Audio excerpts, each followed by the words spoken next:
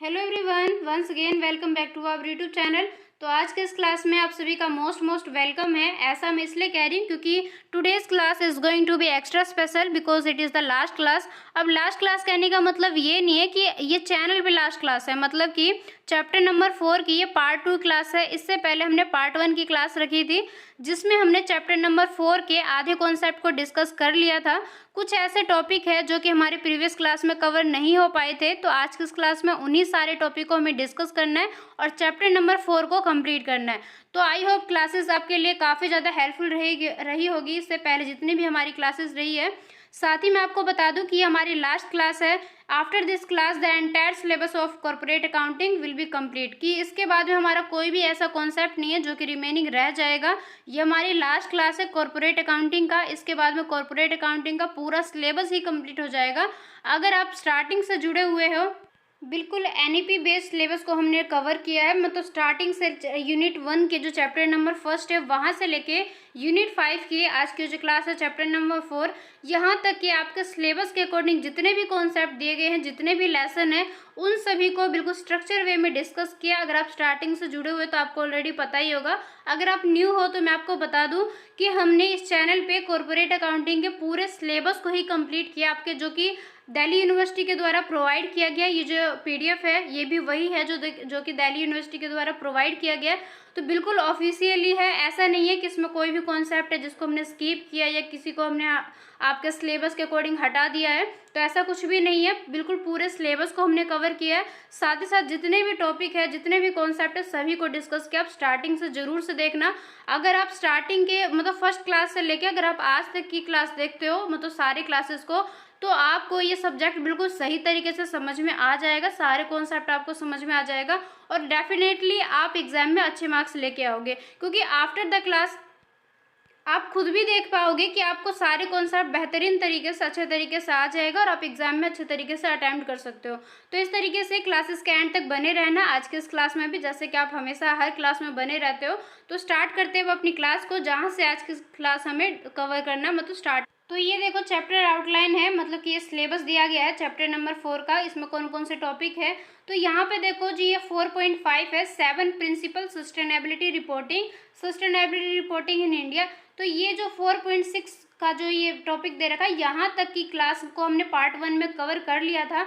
अब हमें नेक्स्ट में ट्रिपल बॉटम लाइन रिपोर्टिंग और सीएसआर रिपोर्टिंग, ये कुछ कॉन्सेप्ट है। ये ऐसे देखने में तो दो ही कॉन्सेप्ट लग रहे हैं, बट इसके अंदर भी काफ़ी सारे कॉन्सेप्ट इंक्लूड है। तो मतलब जो मेनली 2 पॉइंट है ये लास्ट के, इन्हीं दो को आज की इस क्लास में हम डिस्कस करेंगे। सो प्लीज़ क्लासेस के एंड तक बने रहना और क्लासेस के एंड में जाके फीडबैक देना ना भूलना है। सिर्फ आज के इस क्लास का फीडबैक नहीं देना है आपको सारे क्लासेस का फीडबैक देना है एक साथ, क्योंकि ये हमारी लास्ट क्लास है। इसके बाद ऐसा कुछ नहीं होगा जो कि हम कॉर्पोरेट अकाउंटिंग में डिस्कस करेंगे। तो फीडबैक जरूर से देना कि अगर आपने प्लेलिस्ट ही पूरी देखी हो तो आपको प्लेलिस्ट कैसा लगा। साथ ही अगर आप आज की क्लास में जुड़े हो तो आज की इस क्लास का भी फीडबैक जरूर से देना कि आज की ये क्लास आपको कैसी लगी, क्योंकि आपके फीडबैक के थ्रू ही, आपके सजेशन के थ्रू ही क्वालिटी को डे बाय डे मैं थोड़ा सा इम्प्रूव करने की कोशिश करती हूँ। सो प्लीज़ अपना सजेशन, अपना प्रॉब्लम अगर कोई भी है तो उसको ज़रूर से शेयर करना। तो स्टार्ट कर दें अपनी क्लास को विदाउट एनी फर्दर डिले। तो आज की ये जो क्लास है हमारी, यहाँ से स्टार्ट होने वाली है ट्रिपल बॉटम लाइन अकाउंटिंग से, कि ये जिसको हम टीबीएल बोलते हैं ये है क्या, यहीं से आज की क्लास हमारी कवर होने वाली है, स्टार्ट होने वाली है। तो क्लासेस के एंड तक बने रहना। तो अब स्टार्ट करते हुए अपनी क्लास को, सबसे पहले हम करेंगे ट्रिपल बॉटम लाइन अकाउंटिंग।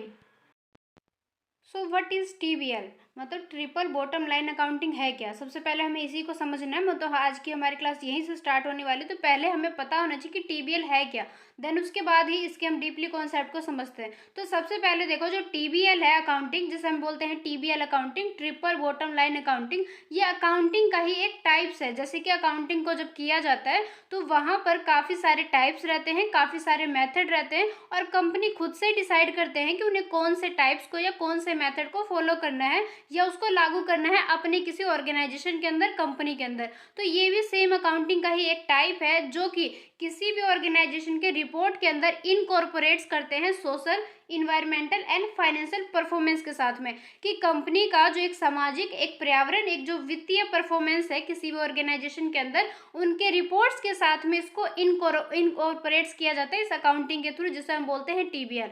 साथ ही डिसीजन मेकिंग जो प्रोसेस होता है उसमें हेल्पफुल रहता है, क्योंकि इसके थ्रू जब भी अकाउंटिंग किया जाता है तो वहाँ पर काफ़ी सारे जो इन्फॉर्मेशन है वो जो कंपनी के रिगार्डिंग इंपॉर्टेंट रहते हैं उसे प्रोवाइड किया जाता है, अकाउंटिंग के पूरे प्रोसेस को कंप्लीट किया जाता है। तो यहाँ से जितने भी इन्वेस्टर्स हैं, जितने भी स्टेक होल्डर हैं, उनको यहाँ पे डिसीजन मेकिंग में हेल्प मिल जाता है। तो हम इस तरीके से क्या कह सकते हैं कि ये एक आइडिया बेस्ड है, मतलब कि एक बेस्ड है एक आइडिया पे, दैट इज क्या है कि organisation should not only be financial profitable but also socially responsible and environmentally sustainable. ये लाइन काफ़ी ज़्यादा इंपॉर्टेंट है, इसे चाहे हाईलाइट कर लेना, चाहे इसे इंपॉर्टेंट लाइन में मार्क कर लेना कि ये एक आइडिया पे बेस्ड है। ये आइडिया है कि किसी भी ऑर्गेनाइजेशन के लिए सिर्फ और सिर्फ ये चीज़ इंपॉर्टेंट नहीं है कि वो फाइनेंशियली प्रॉफिटेबल हो सके, कि सिर्फ और सिर्फ उसके पास में काफ़ी सारे प्रॉफिट हो सके, काफ़ी सारे प्रॉफिट को वो अचीव करे अपने लाइफ सर्कल में, मतलब बिजनेस का जो डेली रूटीन है जिसमें वो कुछ ना कुछ सेलिंग परचेजिंग का काम कर रहे हैं, उसके थ्रू सिर्फ और सिर्फ ये नहीं है कि उनको प्रॉफिट कमाना है, बट उनका जो मेन रिस्पॉन्सिबिलिटी है वो ये भी है कि समाज के प्रति, जिसको हम कहते हैं सोशली रिस्पॉन्सिबल, ये भी होना चाहिए। साथ ही साथ जो एक पर्यावरण है उसमें भी उसको मेंटेन करके चलना है, बिल्कुल सस्टेनेबल होना है, कि बिजनेस के लिए जो एक ओनर है या बिजनेस का जो भी मैनेजर है उसे सिर्फ और सिर्फ फाइनेंशियल प्रॉफिट पे ही ध्यान नहीं देना, बल्कि उसे इस बात पे भी ध्यान देना है कि जो बिजनेस है, जो ऑर्गेनाइजेशन है, वो सामाजिक रूप से या एक इन्वायरमेंटली रूप से कितनी ज़्यादा रिस्पॉन्सिबल है।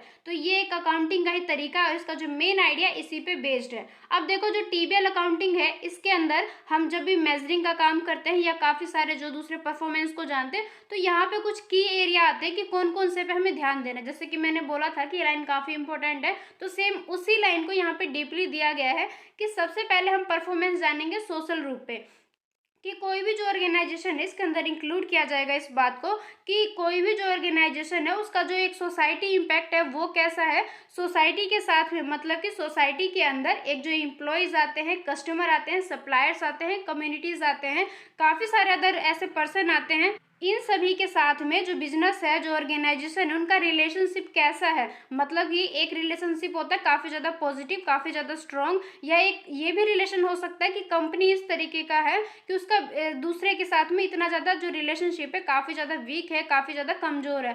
तो इस चीज़ को यहाँ पे ध्यान में रखा जाएगा इस अकाउंटिंग में कि कंपनी का कोई भी जो ऑर्गेनाइजेशन है उसका सोसाइटी इम्पैक्ट कैसा है या सोशल इम्पैक्ट किस तरीके का है।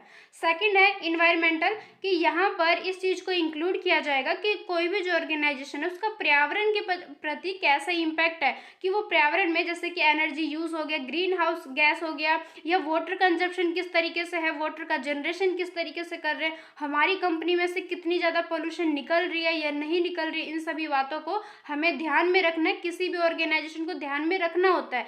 तो हमें ये चेक करेंगे इस अकाउंटिंग के थ्रू, हम इस चीज़ को देखेंगे कि कंपनी जो है, मतलब ऑर्गेनाइजेशन जो है, उसका पर्यावरण के प्रति कैसे इम्पैक्ट है, वो इन सभी बातों का ध्यान में रखते हैं या नहीं रखते हैं, या कैसा उनका एक व्यवहार है। नेक्स्ट है फाइनेंशियल, मतलब कि वित्तीय तौर पर इसके अंदर ये इंक्लूड किया जाता है कि ऑर्गेनाइजेशन का फाइनेंशियल परफॉर्मेंस है कैसे, कि कंपनी अपने एक टाइम में, मतलब एक टाइम पीरियड के अंदर, चाहे वो 1 साल का हो, 6 महीने का, जितने भी का भी हो, जिसके अंदर हम मेजरिंग करेंगे, एनालाइज करेंगे, उस टाइम पीरियड के दौरान में कंपनी के पास में कितनी ज़्यादा रेवेन्यू है, एक्सपेंसेस है, प्रॉफिट है, रिटर्न ऑन इन्वेस्टमेंट है। तो कंपनी क्या करेंगे, टीबीएल के थ्रू, टीबीएल अकाउंटिंग के थ्रू इन 3 जो एरिया है इस पे ज़्यादा फोकस करेंगे और इन तीन एरिया के रिगार्डिंग ही काफ़ी सारी इन्फॉर्मेशन को कलेक्ट करेंगे, जो कि किसी भी बिजनेस के रिगार्डिंग काफ़ी ज़्यादा मोस्ट इंपॉर्टेंट माने जाते हैं। अब ये इंपॉर्टेंट इसलिए माने जाते हैं क्योंकि जो टीबीएल अकाउंटिंग का जो मेन गोल है, इसका जो मेन ऑब्जेक्टिव है, यही है कि कंपनी का या किसी भी ऑर्गेनाइजेशन का जो परफॉर्मेंस है इसको कॉम्प्रिहेंसिव पिक्चर के रूप में दिखाना। मतलब कि जो ऑर्गेनाइजेशन का जो परफॉर्मेंस है उसको बिल्कुल लार्ज लेवल पे दिखाना है कि कंपनी का जो एक और कॉम्प्रिहेंसिव पिक्चर है वो कैसी है परफॉर्मेंस को लेके, और साथ ही उसका एक जो सोशल है, एक इन्वायरमेंटल इम्पैक्ट है या फाइनेंशियल मैट्रिक्स है वो किस तरीके का है। मतलब ऑलमोस्ट हम ये कह सकते हैं कि ऑर्गेनाइजेशन के परफॉर्मेंस के बारे में जो पिक्चर प्रोवाइड करेगा, that is triple bottom line accounting. तो ये एक अकाउंटिंग हेल्प करता है ऑर्गेनाइजेशन में, ताकि कंपनी के बारे में ज़्यादा से ज़्यादा इन्फॉर्मेशन को कलेक्ट कर सके, जिसके रिगार्डिंग, जिसके बेस पर डिसीजन को ले सके, ताकि जो भी डिसीजन लिया जाएगा वो इन फ्यूचर के लिए और प्रेजेंट टाइम के लिए, मतलब दोनों ही टाइम के लिए एक कंपनी के लिए काफ़ी ज़्यादा हेल्पफुल रहेगा। साथ ही जितने भी अदर पर्सन हैं लाइक इन्वेस्टर्स हो गए, स्टेक होल्डर हो गए, उनके लिए भी डिसीजन मेकिंग में ये जो अकाउंटिंग प्रोसेस है ये पूरा काफ़ी ज़्यादा हेल्प मिलेगा। अब उसके बाद में जो नेक्स्ट है some of the benefit of TBL accounting, कि टीबीएल के बारे में जैसा अभी हम डिस्कस कर रहे हैं, तो इससे कौन कौन से ऐसे बेनिफिट है जिसके बेस्ड पे, जिसके रिगार्डिंग कोई भी कंपनी इसको अपने कंपनी के अंदर फॉलो करते हैं या इसको लागू करते हैं। तो सबसे पहले देखो जो फर्स्ट पॉइंट है इम्प्रूव डिसीजन मेकिंग, कि जैसे कि स्टार्टिंग में हमने बात किया था कि टीबीएल का जो मेन गोल है सामाजिक रूप से, पर्यावरण रूप से और फाइनेंशियल रूप से कंपनी के इम्पैक्ट को जानना होता है, एनालाइज करना होता है। तो यहाँ पर अगर कोई भी कंपनी सोशल रूप से, एनवायरमेंटल रूप से या फाइनेंशियल रूप से अपने इम्पैक्ट को ध्यान में रखते हैं या उसके अकॉर्डिंग अपने जो एक उनका रिस्पॉन्सिबल बनता है, रिस्पॉन्सिबिलिटी जो बनती है उसको अगर वो फुलफिल करते हैं, तो यहाँ पर उनका जो डिसीजन मेकिंग प्रोसेस है वो काफ़ी ज़्यादा इम्प्रूव हो जाता है। कंपनी इस एबिलिटी में, इस दक्षता में, इस क्षमता में आ जाती है कि वो एक सही निर्णय को ले सकेंगे और अपने कंपनी में उस चीज़ को फॉलो कर पाएंगे। तो सेम यहाँ पे भी है, उन्हीं लाइन को दिखाया गया कि by considering social and environmental impact TBL account can help organisation to make more inform decision that take into account at the long term, कि एक लंबे टाइम के लिए वो जो डिसीजन है वो हेल्पफुल रहेगा, क्योंकि यहाँ पे जो भी इंफॉर्मेशन को बताया जाएगा वो काफ़ी ज़्यादा इम्पोर्टेंट रहेगा। ऐसा नहीं है कि वहाँ पर कुछ पता ही ना चले कि क्या क्या बेनिफिट है। तो यहाँ पे क्या करेंगे कंपनी, सोशल रूप से, एनवायरमेंटल रूप से अपने इम्पैक्ट को प्रेजेंट करेंगे, जिसके रिगार्डिंग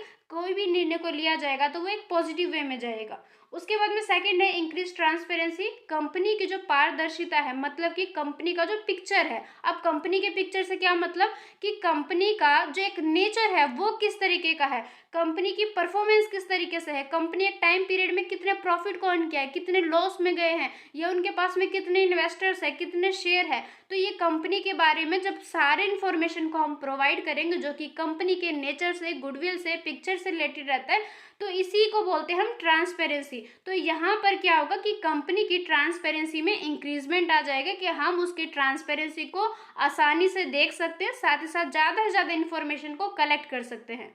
उसके बाद में जो नेक्स्ट थर्ड पॉइंट है इनहेंस स्टेक होल्डर एंगेजमेंट, जो टीबीएल अकाउंटिंग है ये हेल्प करते हैं किसी भी ऑर्गेनाइजेशन के अंदर कि उनके जो भी स्टेक होल्डर है, स्टेक होल्डर के अंदर इंक्लूड किए जाते हैं इन्वेस्टर्स को, कस्टमर को, एम्प्लॉय को, कम्युनिटीज़ को, मतलब कि ये जितने भी पर्सन हैं इन सभी को एक नाम दिया जाता है, दैट इज स्टेक होल्डर। तो यहाँ पर स्टेक होल्डर के साथ में जो भी रिलेशनशिप है, जो भी एक आपस में लेन देन का काम है, ट्रांजैक्शन का काम है, उसको एंगेज करने में हेल्प करेंगे, ताकि उनके साथ में रिस्पॉन्स कर सके हम कि सामाजिक और पर्यावरण रूप से जो हमारे कंसर्न है वो हम शेयर भी कर सके और उनके प्रति एक रिस्पॉन्सिबल भी हो सके। उसके बाद में नेक्स्ट है इम्प्रूव रिस्क मैनेजमेंट, मतलब कि जो टीबीएल अकाउंटिंग है ये ऑर्गेनाइजेशन के अंदर हेल्प करते हैं कि किसी भी काम के लिए जैसे कि रिस्क मैनेजमेंट को लेके वो आइडेंटिफाई कर पाएंगे, साथ ही साथ मैनेज कर पाएंगे सोशल रूप से, इन्वायरमेंटल रूप से जो भी रिस्क आ जाते हैं। मान लो कई बार ऐसा कंपनी में होता है कि सामाजिक रूप से काफ़ी सारे ऐसे समाज जो कि किसी गलत चीज़ के प्रति अगेंस्ट हो जाते हैं, तो हमें इस चीज़ में ध्यान में रखना है कि इन फ्यूचर में अगर कोई भी जो रिस्क आ जाता है जो कि रिलेटेड रहेगा सोशल रूप से, इन्वायरमेंटल रूप से, तो उन रिस्क को हमें आइडेंटिफाई करना है, साथ ही साथ मैनेज करने के तरीके को भी रखना है, ताकि इन फ्यूचर में या आज के टाइम पे अगर कोई भी प्रॉब्लम होता है तो उसको हम इजीली फेस कर पाए। तो इस तरीके से हम टीबीएल अकाउंटिंग को एक इम्पोर्टेंट टूल्स के रूप में मानते हैं, क्योंकि इसके रिगार्डिंग, इसके थ्रू काफ़ी सारे हेल्प मिलते हैं। बिजनेस के जो भी स्ट्रेटेजी है, जो भी डिसीजन मेकिंग प्रोसेस है, इसको हम आसानी से इंटीग्रेट कर सकते हैं।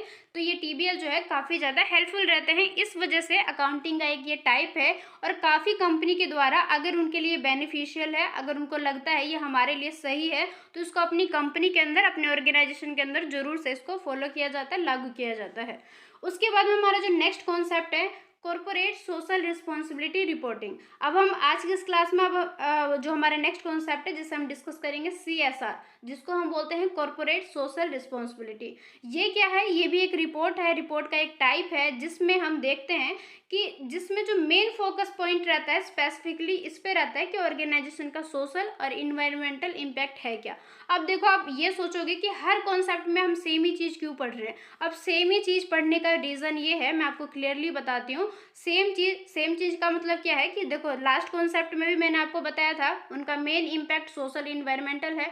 यहाँ पे भी मैं आपको सेम लाइन ही रिपीट कर रही हूँ। तो ऐसा मैं क्यों कर रही हूँ, क्योंकि देखो कोई भी जो कंपनी है उनके अंदर जो रिपोर्ट्स को तैयार किए जाते हैं, तो रियलिटी की बात बता रही हूँ मैं आपको, सिर्फ किताबी बात नहीं बता रही, मैं आपको रियलिटी की बात बता रही हूँ कि किसी भी ऑर्गेनाइजेशन के अंदर, किसी भी बिजनेस के अंदर जब रिपोर्ट्स को तैयार किया जाता है तो उनके सामने में काफ़ी सारे रिपोर्ट्स के टाइप रहते हैं। तो कोई भी जो ऑर्गेनाइजेशन है, कोई भी जो मैनेजर है, उनको ये खुद से डिसीजन लेना होता है कि वो कौन से रिपोर्ट को लागू करे या कौन से रिपोर्ट को अपनी कंपनी के अंदर फुलफिल करे, उसको फॉलो करे, क्योंकि हर एक कंपनी की अलग प्रॉब्लम है, अलग सिचुएशन है। तो यहाँ पर ऑर्गेनाइजेशन खुद से ही डिसीजन लेते हैं कि उन्हें कौन से रिपोर्ट को लागू करना है। तो अगर हम इसको थ्योरेटिकली पढ़ रहे हैं तो हमें सभी रिपोर्ट को डिस्कस करना होगा, तभी हम बाद में जाके ये सोच सकते हैं, या इन फ्यूचर में जाकर अगर कोई कंपनी आप खोलते हो, ओपन करते हो, तो वहाँ पर आप ये सोच सकोगे कि कौन सा रिपोर्ट बेस्ट है या कौन सा रिपोर्ट जो है हमारी कंपनी के अकॉर्डिंग बेहतर रहेगा। इस वजह से काफ़ी सारे रिपोर्ट्स है, सभी के टाइप्स को हम 1 बाय 1 डिस्कस कर रहे हैं।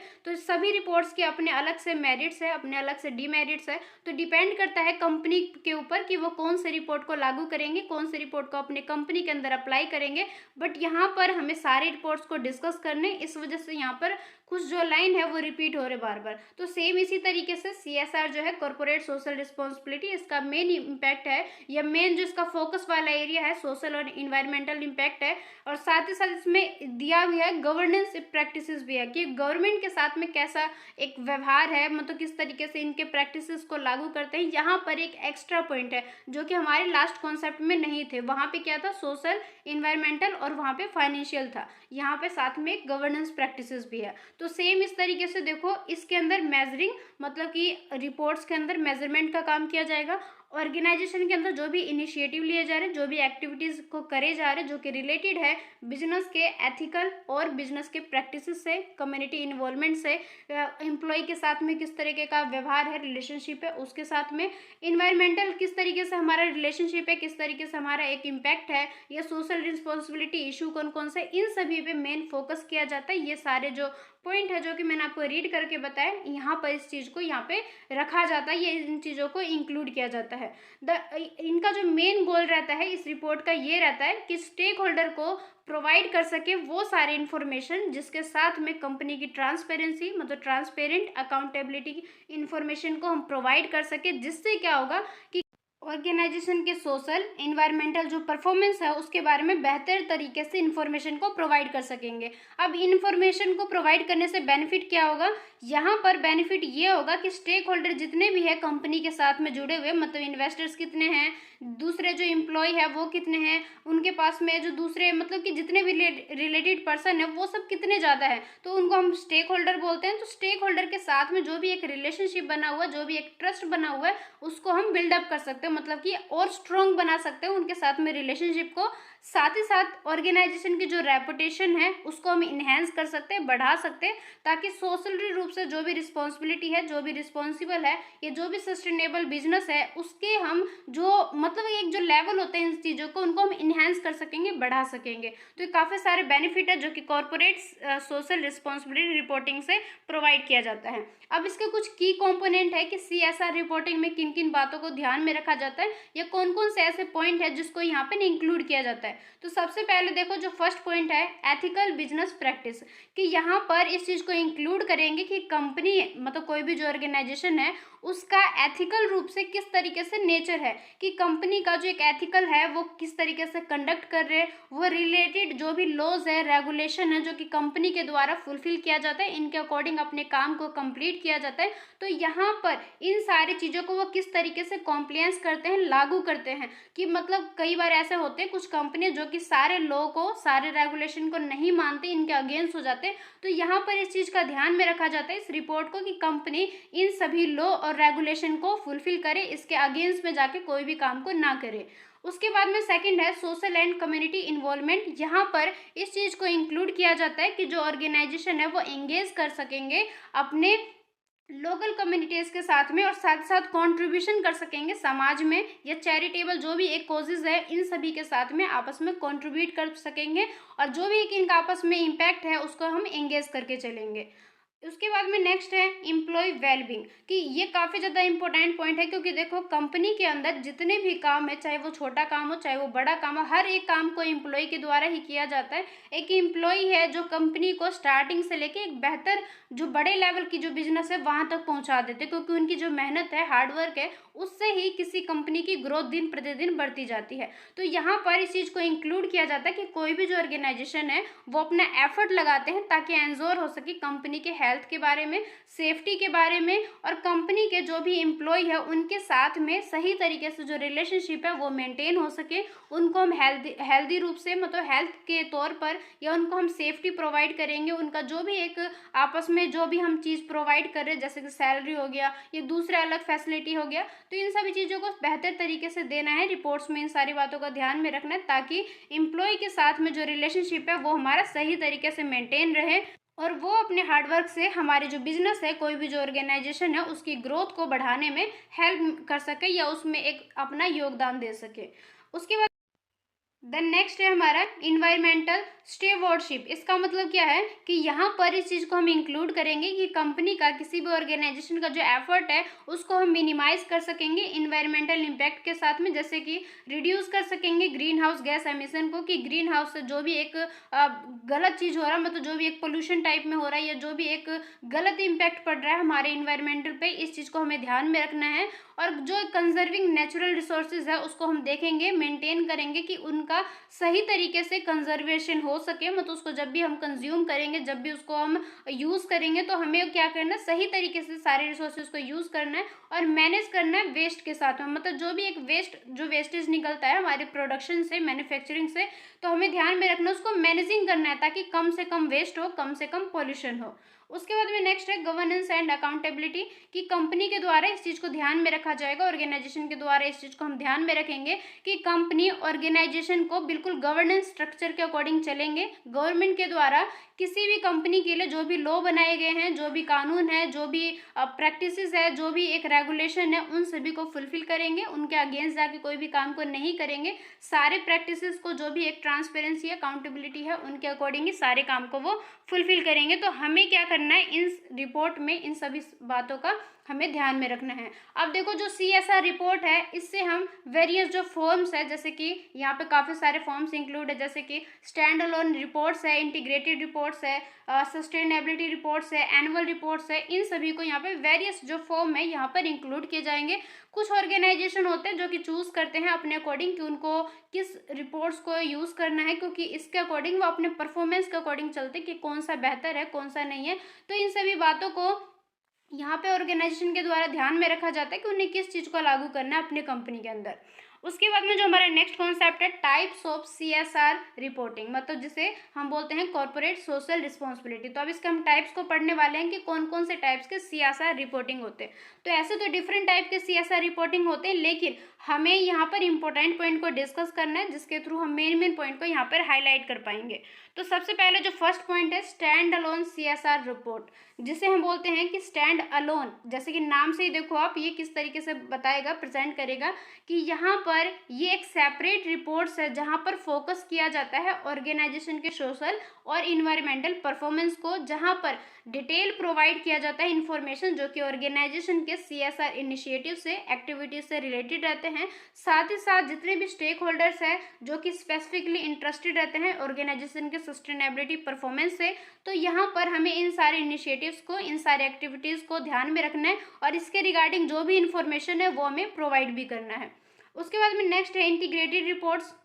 अब ये जो रिपोर्ट है इसे कंबाइन किया जाता है फाइनेंशियल और नॉन फाइनेंशियल परफॉर्मेंस के साथ में, कि ये जो रिपोर्ट है इसके अंदर हम सोशल और इन्वायरमेंटल डाटा को ध्यान में रखते हैं, इसको इंक्लूड करते हैं ताकि कंपनी के बारे में, कंपनी की जो परफॉर्मेंस है उसके बारे में जो भी इंफॉर्मेशन को हम प्रोवाइड करें वो बिल्कुल कॉम्प्रिहेंसिव वे में हो सके, काफ़ी बड़े सही तरीके से, मतलब काफ़ी सारी इन्फॉर्मेशन को हमें एक जगह प्रोवाइड करना है। इसका जो एरिया है वो काफ़ी ब्रॉडर माना जाता है, काफ़ी ज़्यादा बड़ा माना जाता है, क्योंकि यहाँ पर स्टेक होल्डर हो गए, इन्वेस्टर्स, कस्टमर हो गए, एम्प्लॉय हो गए, रेगुलेटर हो गए, इन सभी के मेन एम को ध्यान में रखा जाता है, इनके अकॉर्डिंग काम को यहाँ पे फुलफिल करते हैं। और इस रिपोर्ट में इन सारे इन्फॉर्मेशन को हम प्रोवाइड करते हैं। उसके बाद में नेक्स्ट है सस्टेनेबिलिटी रिपोर्ट्स। ये रिपोर्ट ऐसा है जिसमें हम इन्फॉर्मेशन को प्रोवाइड करते हैं जो कि कंपनी के परफॉर्मेंस से रिलेटेड रहते हैं। अब परफॉर्मेंस के अंदर कौन कौन से आते हैं, सोशल हो गया, इन्वायरमेंटल हो गया, इकोनॉमिक इम्पैक्ट हो गया, इन सभी को हमें इसमें इंक्लूड किया जाता है। इसके द्वारा जो भी एक स्कोप है वो काफ़ी ज़्यादा टिपिकली ब्रॉडर हो जाता है, क्योंकि यहाँ पर ये जो रिपोर्ट है इसमें हम काफ़ी सारी चीज़ों को इंक्लूड करते हैं, जैसे कि गवर्नेंस प्रैक्टिसेस को, स्टेक होल्डर एंगेजमेंट को, और जो भी एक स्ट्रेटेजी अपना रहे हम उन सभी को यहाँ पर हमें ध्यान में रखते हैं। ये इन सारी चीज़ों को हम यहाँ पर इंक्लूड करते हैं।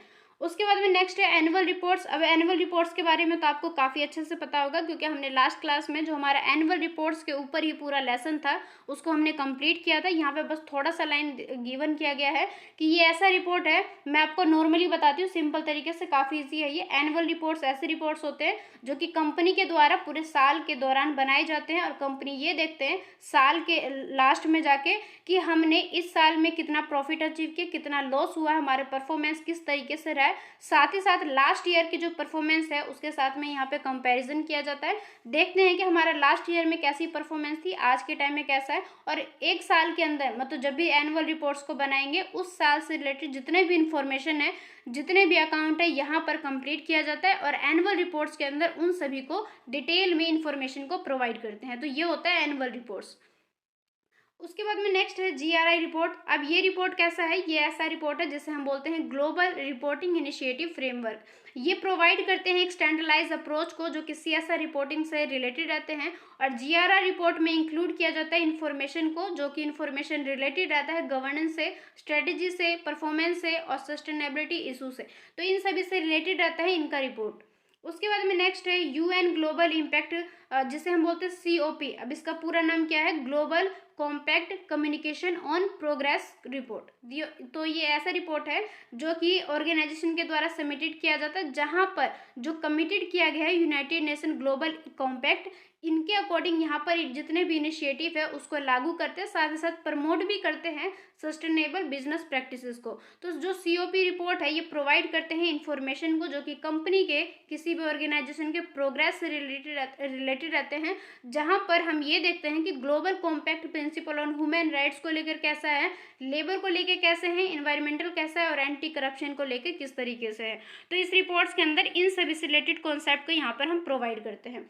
तो ओवरऑल अगर हम बात करें सीएसआर रिपोर्टिंग के बारे में, तो यहाँ पर ऑर्गेनाइजेशन के द्वारा चूज़ किया जाता है, उनके ऊपर ये डिपेंड करता है कि उनका गोल्स क्या है, उनके ऑडियंस कैसे हैं, उनका लेवल कैसा है। मतलब कि मैंने ये बात बार बार रिपीट किया, सेम वही है, रिपोर्ट सभी है, काफ़ी सारे रिपोर्ट्स है, काफ़ी सारे अकाउंटिंग के तरीके हैं, कंपनी के ऊपर डिपेंड करते हैं कि कंपनी के लिए कौन सा बेहतर है, या कंपनी अपने अकॉर्डिंग चलते। क्योंकि देखो कोई भी जो डिसीजन है हम अपने अकॉर्डिंग चलते ही, ऐसा नहीं है कि ये डिसीजन किसी सामने वाले पर्सन ने लिया तो हम भी ले लें, क्योंकि वहाँ पर हम अपनी पर्सनली तौर पर देखते हैं कि क्या हमारे लिए सही है क्या नहीं है। तो सेम ऐसे ही ऑर्गेनाइजेशन अपने अकॉर्डिंग चलते हैं कि उनके लिए क्या बेहतर, उनके गोल्स कैसे, उनके ऑब्जेक्टिव कैसे, देन उसके अकॉर्डिंग ही वो रिपोर्ट्स का या जो भी अकाउंटिंग है, जो भी मतलब जो भी डिसीजन है जो कि उनसे रिलेटेड है, उनको अपने पर्सनली तौर पर पहले जांचते हैं, एनालाइज करते हैं, देन उसके बाद में ही लास्ट में जाके चूज़ करते हैं कि हमें किस रिपोर्ट को लागू करना है, कौन सा रिपोर्ट हमारी कंपनी के अकॉर्डिंग सही है। तो यहाँ पे जाके आपका लेसन कंप्लीट हो गया। यहाँ पे देखो समरी आ चुका, मतलब कि यहाँ पर आपको ये पता चल पाएगा कि आज किस क्लास में हमने किन किन चीज़ों को देखा है। कि सस्टेनेबिलिटी रिपोर्ट के बारे में हमने पढ़ा था, जिसके द्वारा मेजरिंग किया जाता है, डिस्क्लोजिंग किया जाता है कंपनी के इन्वायरमेंटल, सोशल और गवर्नेंस परफॉर्मेंस को।